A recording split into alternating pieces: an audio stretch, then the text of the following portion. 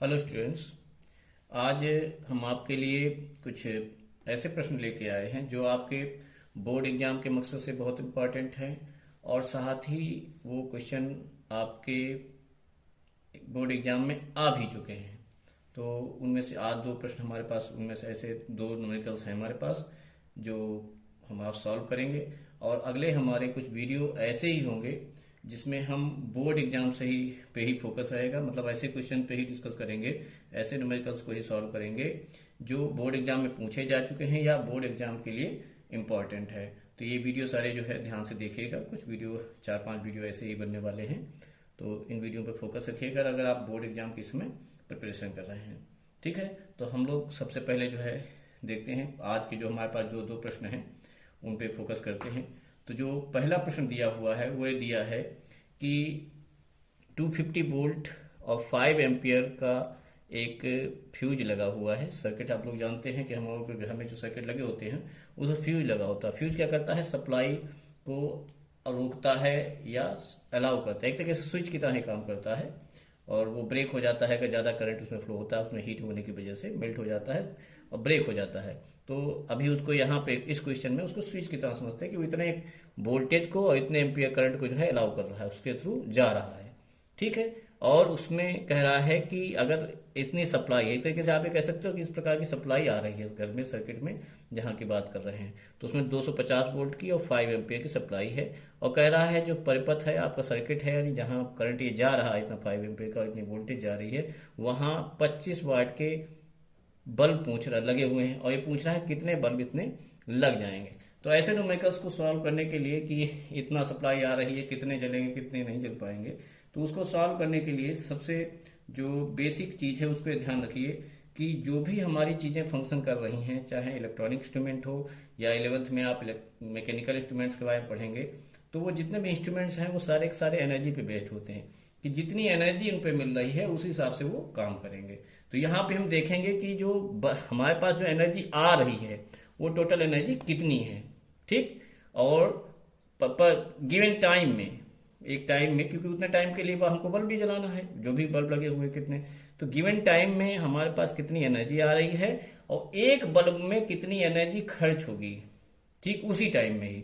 बस वो एक के लिए कैलकुलेट कर लेंगे, फिर उसके बाद जितनी एनर्जी वो उतनी ही एनर्जी जितने बल्ब में कंज्यूम हो सकती है वही हम यहाँ पे कैलकुलेट करेंगे। ठीक है, तो देखते हैं, अब देखेंगे तो कैसे इसको लिखेंगे, भाषा के लिए क्या इसको करेंगे। भाषा के लिए भाषा किस प्रकार से लिखेंगे, तो यहाँ पे लिखेंगे कि बल्बों द्वारा प्राप्त कुल ऊर्जा, ऐसे लिखेंगे एकांक समय में, साथ में लिख लीजिए। यहां शुरू करते हैं, एकांक समय में, एकांक समय में एन बल्ब, मान लीजिए एल बल्ब लगे हुए हैं, बल्बों द्वारा, या को लिख सकते हैं यहाँ पे, को प्राप्त ऊर्जा, को द्वारा प्राप्त ऊर्जा। ठीक है,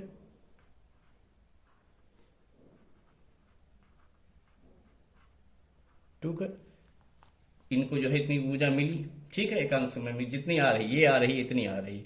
ठीक है, और यही इतनी ही बल्ब जो है वो ऊर्जा खर्च कर रहे हैं, तो यही लिखेंगे एन एकांक समय में ही, उसी समय, यानी जो भी आपने समय माना, एकांक मतलब यूनिट, इकाई, 1 घंटा, 1 सेकेंड, एकांक समय में एन बल्बों द्वारा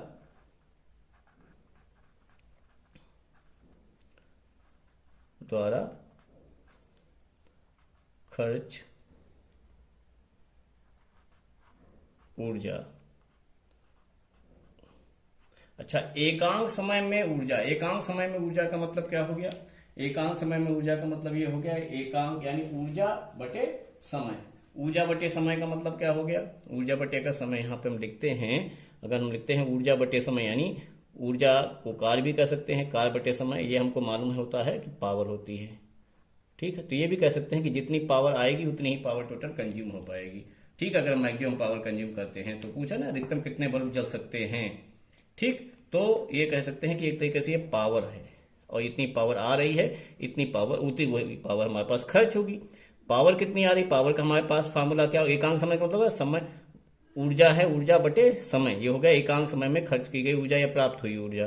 तो प्राप्त हुई ऊर्जा कितनी है, ये हो गया एक तरीके से V, पावर क्या होती है V इंटू आई, तो ये हो गया V इंटू आई।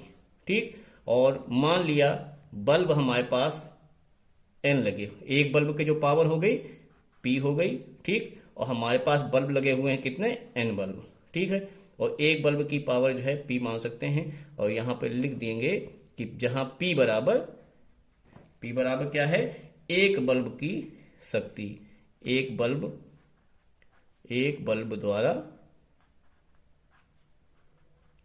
द्वारा एकांक समय में व्यय ऊर्जा या उसकी ही शक्ति क्षय, या शक्ति कितनी उसकी क्षय हो रही है, या शक्ति कितना वो खर्च कर रहा है। ठीक है, आप इसको जो है ऐसे P का मान यहाँ पे रिप्रेजेंट कर देंगे, और N अब यहाँ पे कैलकुलेट कर लीजिए। V का मान दिया हुआ है 220 वोल्ट। ठीक, अब आगे देखिए, अब आपको कुछ नहीं करना है, यहाँ पे वीडियो हम बार बार आपको बताते हैं, वीडियो स्टॉप कर दीजिए, वैल्यू अपने आप रखिए और कैलकुलेट करिए। फाइनल कैलकुलेशन जो है आप आंसर के साथ चेक कर लीजिए। इस बार हमने क्या किया है, न्यूमेरिकल्स में आंसर दे भी दिए हैं, ताकि आप मेरा सवाल देखे हुए बिना हम क्या सोल्यूशन दे रहे हैं, हम कैसे सॉल्व कर रहे हैं, उसको चेक किए बिना ही आप अपनी तरफ से भी पहले सॉल्व करने की कोशिश कर सकते हैं। आप अपनी तरफ से कोशिश कीजिए कि सॉल्व कैसे हो रहा है, और फिर उसके बाद हमारा आंसर मैच अपने साथ जो है, हमारा आंसर जो हमने दिया है उसको मैच कर लीजिए। आपको लग रहा है सही, तो समझ लीजिए आपको अब जो है कैलकुलेट करना या न्यूमेरिकल लगाना आ गया है। चलिए अब खैर आप देखते हैं, बी वोल्टेज हो गया और यहाँ पे करंट पुट करेंगे। ये हो गया करंट हमारा कितना है, 5 एम्पियर। ठीक, चाहे तो यूनिट रख सकते हैं, अगर वाट यहाँ पे चेंज होता तो कुछ यूनिट हमें चेंज भी करना पड़ सकता है। जैसे मान लीजिए मिली एम्पियर दिया है, वहां वाट दिया है, यहाँ वोल्ट ही दिया है, तो अगर ये वाट में दिया है या मिली एम्पियर दे दिया है तो पहले एम्पियर को मिली एम्पियर में बदलेंगे, यानी 10 की घात -3 से गुणा करेंगे। तो करंट में ध्यान रखना है कि अगर यहाँ वाट है और ये वोल्ट है और ये एम्पियर में ही होना चाहिए, तो ये चीजों को ध्यान रखना है, तभी ये वाट में आएगा, वोल्ट में हो या एम्पियर में हो। कोई भी यूनिट अगर जो है अलग टाइप के उसमें आ जाती है तो आपको कन्वर्ट करना पड़ेगा, यानी वोल्टेज वोल्ट में ही होना चाहिए, करंट एम्पियर में ही होना चाहिए, मिली एम्पियर माइक्रो एम्पियर में ना हो। अगर है तो उसको आप पहले कन्वर्ट करिएगा एम्पियर में, फिर आप वैल्यू यहाँ पे डायरेक्ट पुट करेंगे। ठीक है, एन बल्ब जो हमको निकालना है, पूछ रहा है कितने बल्ब हैं। ठीक है, और एक बल्ब की जो पावर है वो 25 वाट दे दी है। तो अगर दोनों तरफ V और I ये वोल्टेज में है, ये करंट एम्पियर में है, तो पावर ऑटोमेटिकली वाट में होगी, तब आपको यूनिट यहाँ बार बार लिखने की जरूरत नहीं है। वैसे तरीका सही यही कि सबसे पहली बार जो वैल्यू पुट करते हैं, अगर दिया हुआ नहीं लिख रहे हैं तो सबसे पहली बार में आप मात्रक लिखिए, यहाँ पे 220 वोल्ट लिखिए, यहाँ 5 एम्पियर लिखिए और यहाँ पे 25 वाट लिखिए। ठीक है, खैर अब मेन है आपका कैलकुलेशन सीखना। तो यहाँ पे हम देखेंगे 220, फिर हमने कहा वीडियो अपने आप ऑफ रखिए थोड़ी देर के लिए, और कैलकुलेशन जो है अपने आप कीजिए और चेक कीजिए कि आप जो है ये 250 वोल्ट होगा, यहाँ पे वैल्यू हम गलत पुट कर गए हैं, कैलकुलेशन में 250 दिया है न्यूमेरिकल में। ठीक है, और बराबर n हो गया। तो आप जब इसको कैलकुलेट करेंगे तो 25 एकम 25 10 आ जाएगा, 10 पंजे 50, तो कितने बल्ब आ जाएंगे, 50 बल्ब जो है ऐसे जलाए जा सकते हैं। ठीक है ना, बात समझ में आई। चलिए अब आते हैं अगले न्यूमेरिकल पे। ठीक है, और हमने इस बार ये चीज ध्यान रखिएगा कि हमने इस बार आंसर जो है रेड पेन से यहाँ पे लिख दिया है, ताकि अगर आपको लगता है कि न्यूमेरिकल आप सॉल्व कर सकते हैं, क्योंकि इतने दिन से हम वीडियो डाल रहे हैं, कई न्यूमेरिकल हमने डाले हैं, तो अगर आपको लगता है कि आपकी न्यूमेरिकल अब प्रैक्टिस अच्छी हो गई है, तो आप खुद भी कैलकुलेट करिए, सोचिए, फार्मूला लगाइए, ट्राई कीजिए। नहीं लगता है तो हमारा वीडियो देखिए, वरना अपने आप ही लगाने की कोशिश कीजिए और हमारे साथ जो है उसको मैच कर लीजिए। ठीक है, चलिए अब आते हैं आज के दूसरे सवाल पे। ये भी सवाल जो है ऐसा है जो बोर्ड एग्जाम में पूछा जा चुका है, और मेनली जो फोकस हमारा है वो यूपी बोर्ड के बच्चों के लिए, हिंदी मीडियम के बच्चों के लिए, यूपी बोर्ड है, एमपी बोर्ड है, जो हिंदी मीडियम के बच्चे हैं उन पे फोकस है, क्योंकि हम देखते हैं कि यूट्यूब में इंग्लिश मीडियम के बच्चों के लिए बहुत कुछ कंटेंट पड़ा हुआ है, तमाम चीजें हैं, हिंदी मीडियम के बच्चों के लिए कंटेंट बहुत कम है। तो मेरा प्रयास यही है कि ऐसे बच्चों की हेल्प की जाए जो हिंदी मीडियम के हैं। चलिए ठीक न्यूमेरिकल देखते हैं कि एक विद्युत बल्ब है, उस पे ये रेटिंग लिखी हुई है, इसको रेटिंग बोलते हैं कि कितना वोल्टेज कितना वाट। मतलब इसका मतलब ये होता है कि इतनी वोल्ट की अगर उसको सप्लाई मिल रही है तो इतना वाट वो कंज्यूम करेगा, इतना वाट वो जो है शक्ति खर्च करेगा। ठीक है, इस रेटिंग को और ये लगभग आपकी हर इलेक्ट्रॉनिक डिवाइस जो होती है उसमें रेटिंग आपको ये मिलेगी कि कितने वोल्ट पे कितने वाट वो खर्च करता है। एक्चुअल में ये जो रेटिंग लिखने का जो पर्पज होता है, ये लिखने का पर्पज होता है उसका प्रतिरोध लिखना। ये वास्तविकता में उसका प्रतिरोध लिखा हुआ है। आप इसको जो है वोल्टेज से और पावर से उसका प्रतिरोध निकाल सकते हैं, या ये भी निकाल सकते हैं कि अगर वो जब जलेगा इतना वोल्टेज अगर आ रहा होगा तो कितनी धारा खर्च होगी। तो आपको रेजिस्टेंस इससे निकाल सकते हो, आप इससे निकलने वाली धारा खर्च निकाल सकते हो अगर इतना ही वोल्टेज आ रहा है। अगर वोल्टेज अगर चेंज भी हो सकता, अगर आर देखिए वोल्टेज अगर चेंज होगा तो आर वही रहेगा, धारा बदल जाएगी। तो आर एक तरीके से कांस्टेंट है, फिक्स है, क्योंकि डिवाइस इंस्ट्रूमेंट है, उसमें जो आपके ना उसकी लेंथ चेंज कर रहे हो उसमें जिसमें करंट फ्लो हो रही है, और ना मटेरियल चेंज कर रहे हो, तो आर वही रहेगी, लेकिन धारा वी पे भी डिपेंड करेगी। तो आर के लिए ही एक तरीके से आप कह सकते हो कि मेनली ये रेटिंग दी गई होती है कि उसका प्रतिरोध कितना है। ठीक है, तो इस बात पर फोकस रखिएगा कि कभी भी अगर आप अटक रहे हैं कि आप उससे कैलकुलेट नहीं हो रहा, तो इस रेटिंग से सबसे पहले आर निकाल लीजिए, तो काफी कुछ प्रॉब्लम आपकी सॉल्व हो जाएंगी प्रतिरोध आपको पता होने से। ठीक है, चलिए, तो ये रेटिंग लिखी हुई है बल्ब पे। उस पे बात कह रहा है कि इसी बल्ब को 200 वोल्ट के विद्युत मेन से जोड़ने पर विद्युत बल्ब में कितनी धारा, कितना करंट जो है फ्लो होगा, तथा इस बल्ब का रेजिस्टेंस कितना होगा। तो रेजिस्टेंस देखने होता है ना, वोल्टेज दिया है, पावर दे दी है, P equal to V I होता है एक तो फॉर्मूला वहां से, और P equal to V square upon R लगा के आप प्रतिरोध निकाल सकते हैं। धारा निकाल लेंगे, P इक्वल टू वी आई से आप धारा निकाल देंगे। हिंट हमने आपको यहाँ पे दे दी है। और ये चीज ध्यान रखिएगा, अगर ये वैल्यू जो यहाँ पे रेटिंग में वैल्यू दी है वोल्टेज की, और ये जो वैल्यू सप्लाई में दे रहा है, ये अगर अलग अलग हैं, ध्यान रखिएगा इस बात को, तो आपकी धारा अलग अलग हो जाएगी। धारा फिर आप जो है वोल्टेज में वी नहीं रखेंगे, फिर वोल्टेज में आप ये वोल्टेज जो है आप रखेंगे और उसको रखने से पहले आप आर निकालेंगे। आर इसी से निकलेगा, आर के लिए इससे संबंध मतलब नहीं है कि वोल्टेज दिया कितना जा रहा है।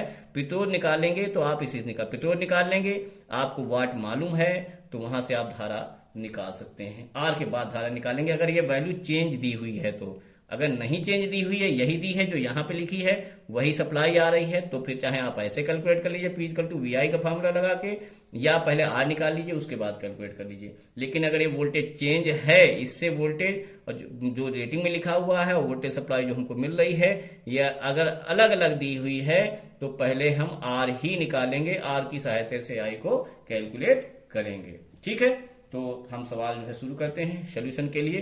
पहले नंबर पे जो धारा के लिए जो है सवाल सूत्र क्या लगाएंगे, धारा हमारे पास मालूम है, सूत्र से आई इक्वल टू धारा, यहां दिया हुआ बाकायदा देखिए हम सारे न्यूमेरिकल्स में लिखते हैं, दिया वगैरह इसमें नहीं लिख रहे हैं, तो अपने जो है सुविधा के लिए सबसे पहले वही आप लिखिएगा, धारा इतनी है, वोल्टेज इतना है, और पावर जो है इतनी है। चलिए अब हम सूत्र पे आते हैं। धारा आई इक्वल टू क्या होता है, हमको मालूम होता है P equal to V I होता है ना। सूत्र हमारे पास क्या है, यहां लिख लेंगे, क्योंकि P equal to V I, power equal to voltage into current. ठीक, अब भाषा लिखनी अपने आप सीखिए, कुछ हमने न्यूमेरिकल डाल रखे हैं, उनको सारे न्यूमेरिकल्स को देखिए कैसे दिया है वगैरह लिखते हैं, उनको लिखने की कोशिश करिए। ठीक है, धारा इक्वल टू वी आई यहां से निकालेंगे तो I equal to P equal to P upon V हो जाएगा, P अपॉन वी। ठीक, P आपका जो है कितना आ जाएगा, P दिया हुआ है पावर 100 वाट। ठीक, और जहां तक कहीं साथ में लिख लीजिए, और V दिया हुआ है 200, तो इसको आप जब कैलकुलेट करेंगे तो हमारे पास आ जाएगा 200/100, और ये वोल्टेज में W अपॉन वी यानी वाट अपॉन वोल्टेज, करंट धारा है तो एम्पियर में आ जाएगी, तो धारा हमारी कितनी आ जाएगी 0.5 एम्पियर। ठीक है, अच्छा दूसरा सेकेंड क्या कह रहा है कि प्रतिरोध ज्ञात कीजिए। प्रतिरोध में देखिए वोल्टेज अगर दिया है तो वी स्क्वायर अपॉन आर लगाएंगे, P equal to V square upon R का सूत्र लगाएंगे, और अगर जो है मान लीजिए धारा दी, धारा से अगर निकालना चाहें तो हम आई स्क्वायर इंटू आर वाला फार्मूला भी यूज कर सकते हैं। तो दोनों में से कोई फार्मूला हम यहाँ पे यूज कर लेंगे, तो हम डायरेक्ट अब यहाँ वो फार्मूला यूज कर रहे हैं। मान लीजिए अगर हमने धारा कैलकुलेट ना की होती तब से ही डायरेक्ट निकाल रहे हैं, तो हमको मालूम है प्रतिरोध का जो सूत्र है, प्रतिरोध बराबर होगा हमारे पास, प्रतिरोध को आर से रिप्रेजेंट करते हैं, मान लीजिए आर इक्वल टू, देखिए ये हमारे पास सूत्र हमको मालूम है क्या होता है, आर वी और पी में वी पी दिया है, आर निकालना है, तो जो संबंध होता है तो क्या होता है, P equal to V square upon R. जो चीजें दी हुई हैं उसी से ही फार्मूला लगा, वही फार्मूला संबंधित ही लगाइए तो आपको आसान रहेगा चीजें सारी। पी देखिए अब तो आर इधर आ जाएगा, पी इधर आ जाएगा, तो वी स्क्वायर अपॉन पी हो जाएगा, तो इसको लिख सकते हैं V square upon P. V square की वैल्यू पुट कर दीजिए, वी का मतलब हो गया 200, ठीक है, 200 वोल्ट गुणे 200 वोल्ट, स्क्वायर हो गया, स्क्वायर दिया यानी 2 बार मल्टीप्लाई। अब पी का मान आपको हो गया, ये पी आपका दिया है 100 वाट। इसको जो आप कैलकुलेट करेंगे तो प्रतिरोध है ओम में आएगा, या आपका जो वैल्यू आ जाएगी ये 100 से जीरो कट जाएगा, 2 2 3 100, ये 400 ओम आपका कैलकुलेट होके आ जाएगा। तो ये हमारे पास दो आंसर, हमको दोनों हमें आंसर मिल गए, एक ये और एक ये। तो हम देख रहे हैं कि धारा जो है वो आ रही है 0.5 एम्पियर और प्रतिरोध हमको प्राप्त हुआ है 400 ओम। ठीक, और आज के लिए इतना ही, ये दोनों सवाल हैं। अब बाकी अगले जो कुछ वीडियो हमने आपको बताया वो इसी प्रकार के होंगे जिनका सीधा संबंध बोर्ड एग्जाम से होगा, यानी बोर्ड एग्जाम से के लिए वो इंपॉर्टेंट होंगे, और मैक्सिमम न्यूमेरिकल्स ऐसे होंगे जो बोर्ड एग्जाम में आ चुके हैं। ठीक है, आज के लिए बस इतना ही, थैंक यू।